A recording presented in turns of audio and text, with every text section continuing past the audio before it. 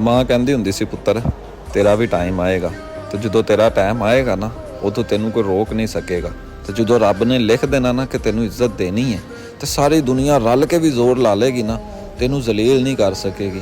ਵਾ ਤੂੰ ਇੱਜ਼ੂ ਮੰਤਸ਼ਾ ਵਾ ਤੂੰ ਜ਼ਿੱਲੂ ਮੰਤਸ਼ਾ, ਕਿ ਇੱਜ਼ਤ ਤੇ ਜ਼ਿਲਤ ਦੇਣ ਵਾਲੀ ਜ਼ਾਤ ਰੱਬ ਦੀ ਹੈ। ਤੂੰ ਸਿਰਫ ਸਬਰ ਦੇ ਨਾਲ ਕੰਮ ਲੈ ਤੇ ਕੋਸ਼ਿਸ਼ ਕਰਦਾ ਰਹਿ, ਆਪਣੇ ਕੰਮ ਤੇ ਧਿਆਨ ਦੇ, ਲੋਕਾਂ ਦੀਆਂ ਗੱਲਾਂ ਤੇ ਧਿਆਨ ਨਾ ਦੇਈਂ। ਹਮੇਸ਼ਾ ਆਪਣੀ ਮਿਹਨਤ ਤੇ ਤਵੱਜੋ ਰੱਖ, ਕਿਸੇ ਦਾ